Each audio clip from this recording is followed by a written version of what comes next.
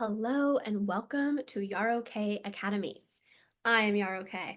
If you have landed on this video, you want to learn more about what is Yarrow Kae Academy, who is Yarrow Kae, and how does this apply to you? Because that is actually the most important part. Everything is about us transforming into being who we are meant to be, feeling how we want to feel so that we can connect with ourselves, others, the earth, the universe, our vision, and create a magical life where we feel safe to just be and receive. So what is Yarrow Kae Academy? Yarrow Kae Academy of Healing, Expanding, Spiritually Transforming, and Mastering Energetics is a true mystery school where we use the Yarrow Kae way, which is a system I created as a combination of spirituality, psychology, somatics, and energetics to guide you to true nervous system safety, to rewire your nervous system, process all the sneaky, subtle, coded trauma from within your nervous system, rewire your DNA because you are not a victim to your DNA. You have epigenetics. Your DNA expresses based upon your environment, and the environment could be just literally the thoughts you think, the way your nervous system is wired, and how you are being in the world, like who you are being in the world. So you rewire your DNA, upgrade your DNA, and shift at a cellular level. Oh, it is powerful work we do here. And it all starts with you. So often we look around the world and we want the world to change. It starts with you because your internal world expresses and creates what you see in your external world. You and I could literally walk down the street and see different things because we live in different worlds based upon how our nervous system is wired, how our DNA is expressing, how we feel at a cellular level, and that creates the thoughts we think and the way we view the world, the perceptions we have, the beliefs we have, and what we see. So welcome to Yarrow Kae Academy. It's a true mystery school. And what I mean when I say that is that in ancient mystery schools, we mastered energetics. We learned how to feel safe to be who we're meant to be. We connected to the divinity of our wisdom. We were seers, we were oracles, we were guides, we were healers, we were priestesses, we were kings, we were priests, we were magicians. And this is what I am creating. I believe in magic. I believe we are all magic. And for those of you who are on the more scientific side, I got you because I'm also a clinically trained therapist. So who am I? I'm Yarrow Kae. I'm a wild journey of a human who was raised off the grid. And so I have very little societal conditioning, and I guide you to decondition as well. I am a spiritual teacher, first and foremost, a leadership mentor, nervous system genius, clinically trained therapist, and a master of energetics, otherwise known as an energetic sorceress, which means I see the truth. I see your truth, I guide you to your truth, and I suss out any sneaky, subtle energy along the way. So, how did I come to be who I am in this world? And why does it matter to you? So, my journey matters very much to you because I have been thrown in the fire over and over and over and over and over and over and over so that you don't have to. I can guide you to a different way of being in this world. We look around the world and we are living in a traumatized and addicted world. People are contracted, they're scared, they're shut down, they have veils and layers of trauma responses, perceptions, beliefs, coping mechanisms, defenses through which they are relating to the world, yourself included. Binging TV, scrolling on your phone, shopping, overworking, over exercising, over explaining, people pleasing, fawning, fighting, shutdown, all of these things, all addictive behaviors. Anxiety, that is a symptom of something happening within you. And we have normalized these ways of being. We have normalized sickness in this world. And so Yarrow Kae Academy is designed to guide us out of those sickness ways of being, out of scarcity, contraction, survival, fear, into connection, expansion, abundance, and feeling safe to be seen, expand, receive, and just be. And to connect deeply and intimately, first with yourself and then with others. We are so terrified of vulnerability and intimacy. And in Yarrow Kae Academy, we peel back the layers. You process through the trauma so that you feel safe to release the addictive behaviors, release the defense mechanisms, release the coping mechanisms so that you can be vulnerable, connect to yourself, open your heart. Open your heart has become this like kind of cliche thing, right? Like open your heart. When you actually open your heart, you know it, you feel it, and you're able to create an expansive, beautiful, connected, joyful, pleasure-filled life. We are living in a world that is devoid of pleasure. We have stripped beauty and pleasure and luxury and desire out of our lives. Desire has a negative connotation in the spiritual world because it is, we think of it as clinging or grasping. Desire to me is joy. It is something that feels so pure through your being. It has such a pure vibration, and you just want to create. And it makes me teary when I say that because that means I've hit truth. As you will learn with me, I get teary when I hit truth. When something expands my cells, it just expands my whole being, right? I feel it through my whole being. And that is what I want for you. I want you to feel life through your whole being, to feel joyful, excited, free, expansive. So let me tell you a bit about who I am. As I said, I'm a wild journey of a human. I was raised off the grid in Northern California, far Northern California, in the redwood trees, on the ocean, grew up learning to swim in the rivers. It was pristine, it was clean, it was pure, it was a little bit hippie commune-ish, definitely in a pot growing world. And I was wild and free, and I got to be who I am. My mom nurtured that in me in such a beautiful way. Of course, I hit teenagedom and wanted to be in a city so badly. I just wanted culture. I wanted to learn. I wanted to grow. At 12, my mom started dating someone who he took me to, or took us to San Francisco, and we would spend days dining in fine dining restaurants. This is crucial to my role in life later. We would spend 4 or 5 hours in these culinary experiences. I was immersed in it. I was learning to bake souffles and to cook fine dining meals. It was honing energy that I needed honed because I was bored where I grew up. I just needed more culture. I needed more society. I needed to live. And so I became a teenage alcoholic, and I was drinking like a bottle of vodka a day and seeking saving in boys. Really, it didn't matter which boy, any boy. I mean, obviously, I had discernment, and there were certain ones that I had deeper feelings for than others. I just loved attention, and I loved boys. And when I was 19, I moved to San Francisco. And my first weekend there, I was invited to a rave, electronic music concert, whatever you want to call it. I stepped foot on the dance floor of that rave, and I downloaded enlightenment through me. Like it happened so quickly. Now, downloading enlightenment and holding enlightenment are two very different things. I downloaded the wisdom, I didn't know how to embody the wisdom. And in that moment, it was connection is everything, everything is connected, and it all starts with connection to you. The next day I woke up, I stopped drinking, I stopped seeking saving in boys, and I immersed myself in the rave scene. So much so that I decided to create my own production company. I borrowed $10,000 from my boyfriend at the time's mom. He was an actual love, right? So I went from just like seeking saving to like I was single for a while, and then I had a boyfriend and we were deeply in love, and it was a different dynamic. So I borrowed $10,000 from her through my first rave. And that's what I did through college. I was immersed in the rave scene. I was free. I was excited. I was expansive. I was joyful. I was lit up. Like I felt alive. I was getting like A plus plus plus plus in all my classes. I was a business marketing major at University of San Francisco, and I was in it. Like I walked through the world like I owned it. Like I just radiated light everywhere I went. I would dance on the stage in these raves, and I would just feel connected to the divine and like infinitely supported. And then when I graduated college, I had to get a real job. The rave scene was kind of losing its luster to me. And I would go to work. I worked as a marketing manager for a Barbizon modeling school, if anyone remembers what that was.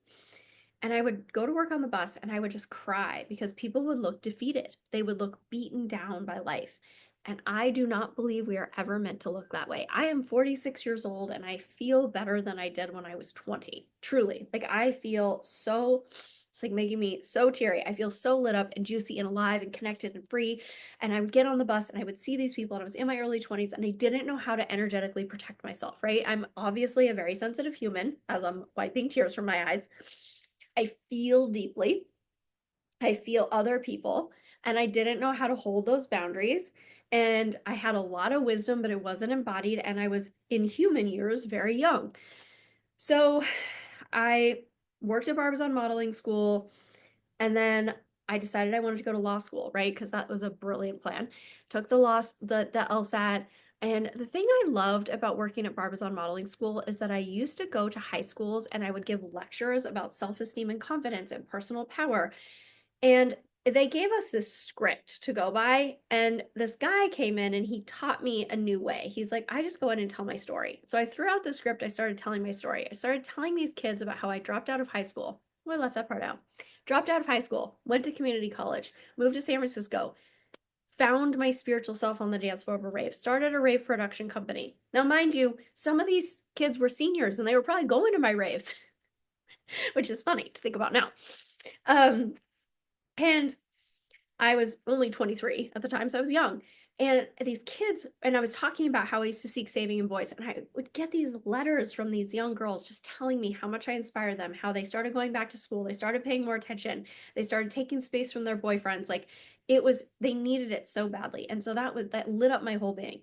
So I decided I was going to go to law school. I quit Barbizon. I got a job as a food runner at a a 5-star restaurant with a 3-star Michelin chef. Now, I say he was a 3-star Michelin chef because at the time, the Michelin system did not exist in the United States yet. I think it came a couple of years later. This was 2004. He was Alain Ducasse's chef de cuisine when they got the 3 Michelin stars. So he was a large part of how they got the 3 Michelin stars. So I started working as a food runner for him. When you work as a food runner, you work in the kitchen and you take the food to the table basically.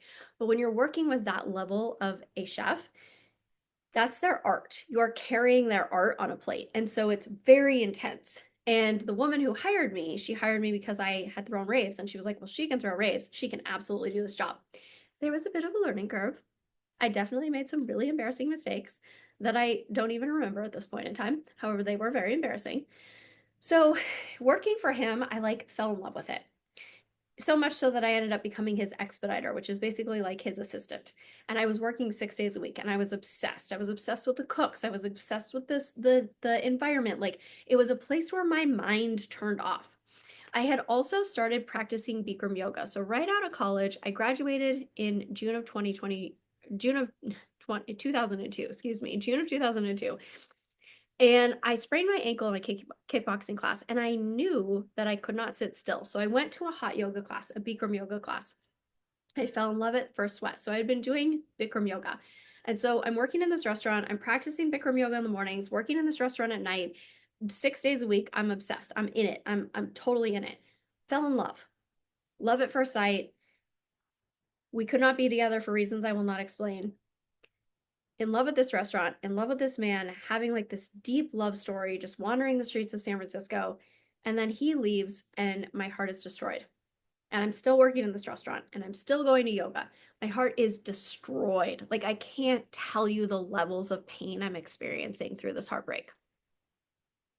It's the kind of heartbreak that I used to wake up and think, I know why people are heroin addicts because this kind of pain is so unbearable that you just want to numb it.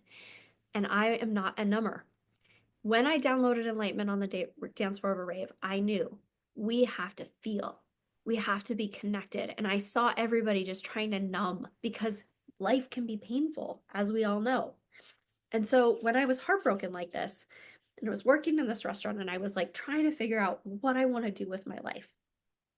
And those early 20s years, they don't give enough support for how difficult of a time that is. I mean, I literally was like, I'm going to be a ballet dancer. I'm going to be a neurosurgeon. I literally had no idea. I knew I did not want to work in restaurants forever, and I didn't want to be a yoga teacher, even though everyone wanted me to be. And oh, surprise, I became one.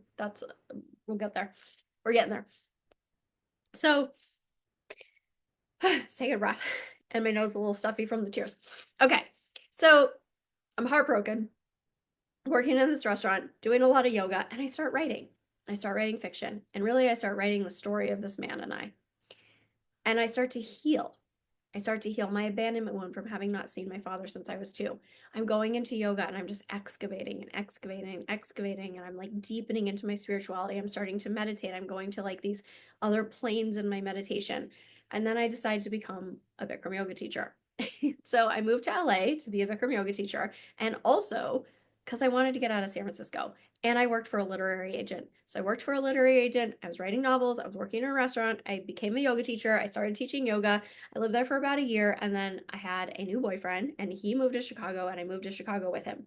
So I taught yoga. I wrote novels. I worked in restaurants. I did that for about 10 years.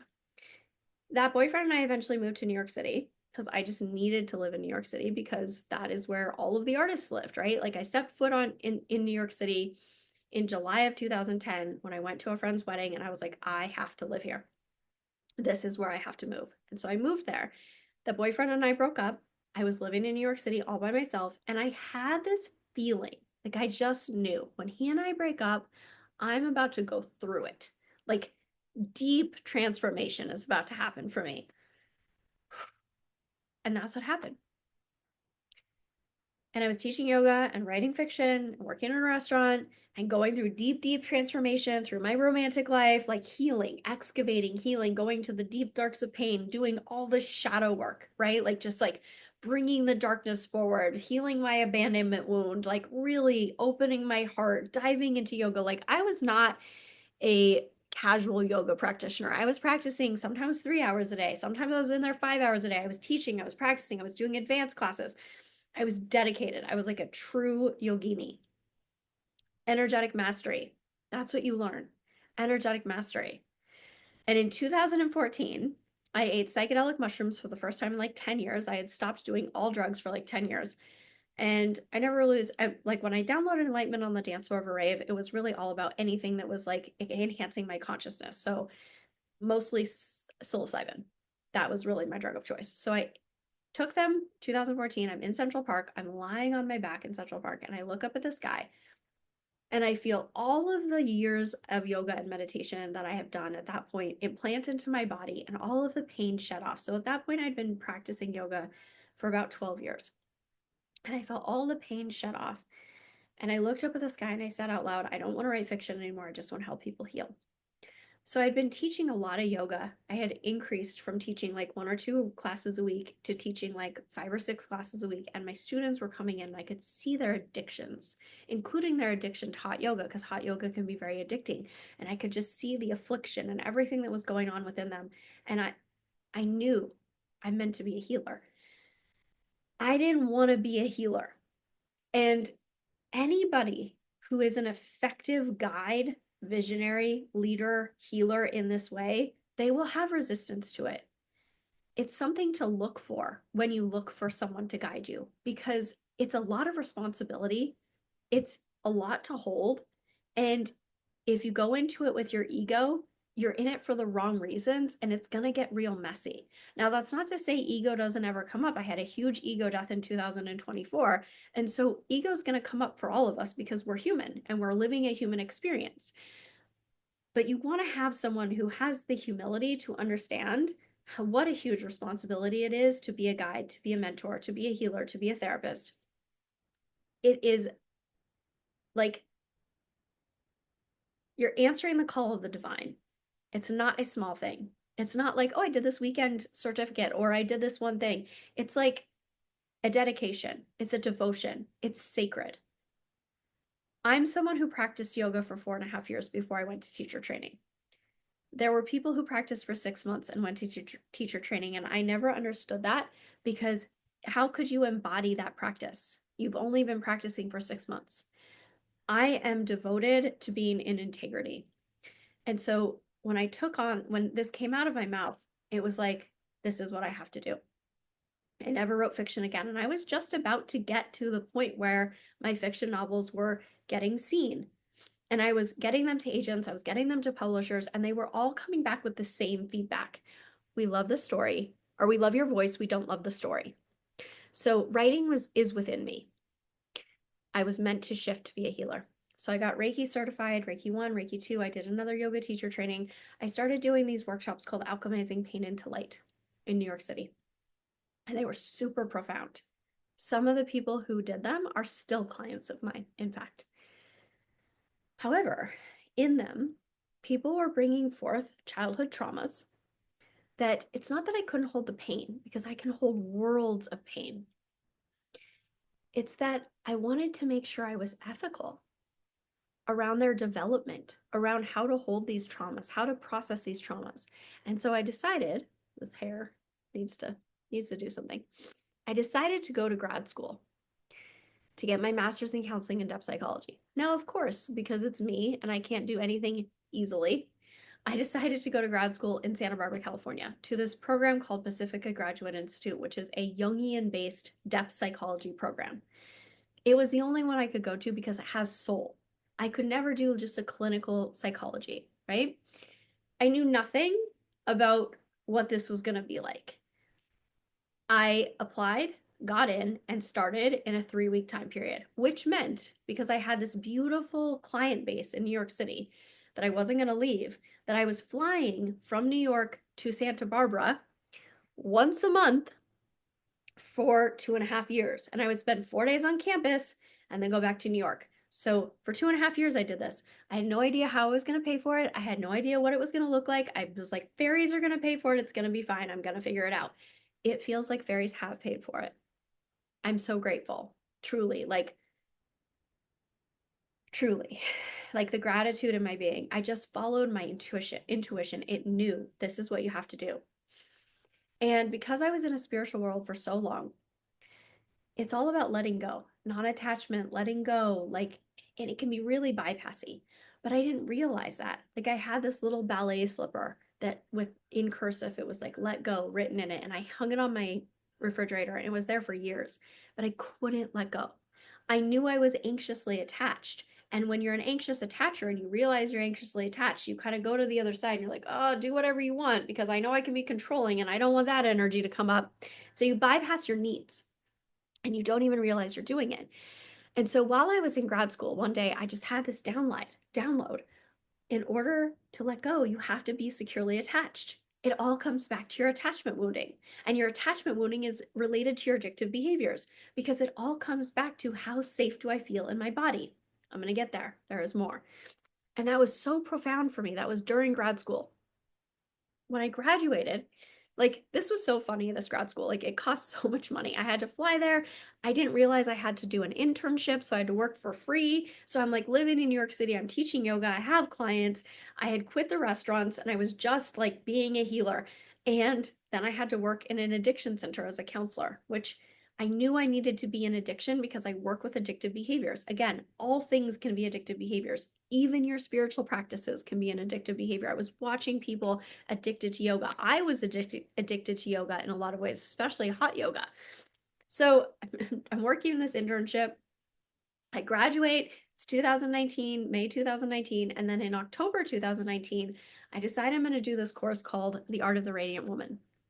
And at the time, it cost $295. And that may have been $1 million to me because my credit card debt was out of control. I was over 100 grand in debt with student loans and credit card debt. And I was like, it doesn't matter. I got to put on my credit card. I was barely paying rent. I committed, and it was Kundalini yoga based. And I committed to doing these kriyas, this set of kriyas that were for radiance, abundance, and prosperity. And I committed to 1,000 days. And I'm doing these kriyas every single day and I'm chanting and it's bringing me into my body, into my nervous system, right? Here I was someone who was doing all of the somatic practices, yoga, meditation, breath work, acupuncture, and I was still dysregulated. I still couldn't get out of my way. I still couldn't expand. I still couldn't share my wisdom the way I wanted to share it. I had all this judgment that would come up. I would contract, I would get small. I felt like I couldn't shine because I had been bullied so much. And so I start doing these kriyas and I'm chanting and it comes through me in probably I don't know, March of 2020, which is when the pandemic happened, right? So the pandemic happens, everything gets shut down. I'm living in New York City. I buy this little tent sauna. So I'm sitting in this little tent sauna and I'm chanting away in it every single day. And it comes through. In order to receive, you have to feel safe to receive. And this brought me to nervous system healing. Now, at the time, polyvagal theory was starting to get out. I had not really heard of it. I believe the universe drops in downloads into people at a time when it needs to be disseminated into the world. And I was one of those people. And so I was like, oh, it comes back to your nervous system. You have to feel safe in your body. You have to feel safe in your nervous system. So I started to go down that journey of learning to feel safe in my nervous system, truly. Because here's the thing, you can do all the somatic practices in the world, but they might just be coping mechanisms that are covering up a deeper root.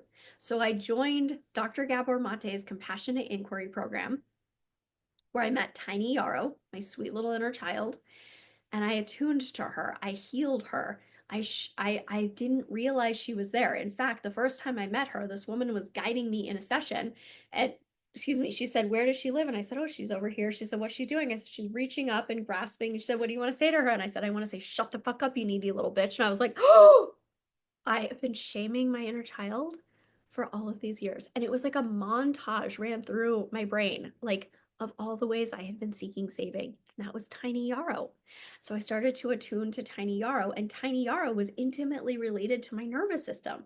And as I attuned to tiny Yarrow, I started to release old perceptions. I started to heal triggers. I started to feel safe to show up. I started to feel safe to let go of people who were not serving me, to actually expand in my life. And in the past, um, well, when I started my business in 2020. I created a 7-figure healing business in 3.5 years. Now I bring the money into it because a lot of healers, mentors, therapists, coaches, you don't realize you can make that kind of money. You don't realize you can generate abundance. You do this like false humility, I call it, right? Where it's like, oh, I'm just gonna do this thing for free because I should just give. No, we are meant to be abundantly supported, and I believe fully in that. So through attuning to tiny Yarrow and healing and rewiring my nervous system, I felt safe to expand. I felt safe to show up. I felt safe to really truly be me. And I shifted at a cellular and DNA level. In fact, I look younger and more vibrant now than I did when I started 5 years ago. I shed all of these old traumas, old ways of being, old beliefs, old perceptions. And through it, I created the Yarrow Kae way, which is Yarrow Kae Academy. It's what we use in Yarrow Kae Academy of healing, expanding, spiritually transforming, and mastering energetics. At my core, I'm a spiritual teacher. I'm going to teach you to be truly non attached, not bypassing, truly non attached, which means to be with all things. I'm going to show you how to feel how you want to feel in your life, how to truly be you, like the magical, divine, wise human that you are. As I healed and I expanded and I created Heal with Yarrow, which is Yarrow Kae Academy, I have fully embodied the wisdom that dropped through me at 19 years old. And I am here to guide us all to a new way of being, to show us how to thread joy and pleasure and connection and beauty into our everyday lives, to heal at a cellular and a DNA level, to actually shift and expand and upgrade your DNA. And that starts with rewiring your nervous system into safety, into joy, into love, into connection, so that you're not constantly in a rigid state of fight or flight or shutdown or dorsal or in your trauma responses, like to fully heal those. I have fully healed those. This doesn't mean I don't have emotions. It doesn't mean I don't ever get triggered. It means I don't think the same thoughts I used to think. I don't act the way I used to act. I am being a different human in this world. And because I grew up off the grid and I'm a wild journey of a human, I give you permission to be you. My clients have shared this with me. You gave me permission to be me. And that is the greatest gift. And we need that because we're attachment based creatures. And so when we're in society and we're watching how everyone relates, we're attaching to this conditioning and this belief that we have to be fearful and in scarcity and we have to be protective and we reach for these addictive behaviors. In my world, in Yarrow Kae Academy, in my programs, when you work with me on this YouTube channel, I am going to show you a new way of being. I'm going to help you thread true joy, connection, beauty, and love through your everyday. And that starts with coming home to you, to your breath, to your being, to your heart, to your soul, to your spirit, and to feel safe to follow your soul's journey. When you work with me, I guide you to feel safe to be on your spiritual journey. We don't talk about this enough. Sometimes you're going to have an initiation, you're going to have a dark night of the soul. You need to know how to go through it. We used to be guided. We used to have spiritual guides, mentors, oracles, seers who helped us in times that didn't make sense, helped us to feel safe to be in the unknown, to hold our personal power in the unknown. And it starts with creating that nervous system safety, attuning to your inner child, processing the sneakiest, most subtle trauma from your being. I am a seer. I can see the things that you can't see yet. I see the unseen. One of my clients recently just said, One of your greatest gifts is that you connect all the dots. And I said it to her, I see the unseen. She said, you do. And in that, you create magic. And she's a corporate executive. And through our work together, I helped her create a magical solution for an employee that everybody is happy with. And the situation could have been a disaster. And it ended up being so abundant for everyone. And that is so beautiful to witness. I can see the unseen. I meant to guide you, to help you on your spiritual journey, to create a life that feels how you want it to feel. So you feel safe to be seen, to receive, to expand, and to just be. And that is what Yarrow Kae Academy is.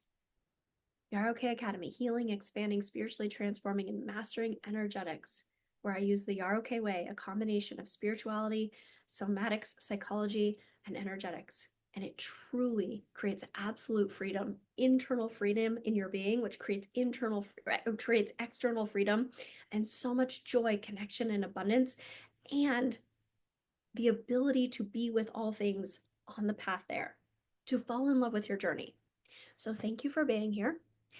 In Yarrow Kae Academy YouTube channel, you will be learning a new way of being. It is like school. Get out your notebook, get out your pen and paper, take notes, integrate it, embody it, shift, create a new identity, and learn to feel safe to truly be you so that you're no longer choosing attachment of an addicted society, right? We will choose attachment over authenticity because that's how we've known safety. I'm gonna do a whole video on that.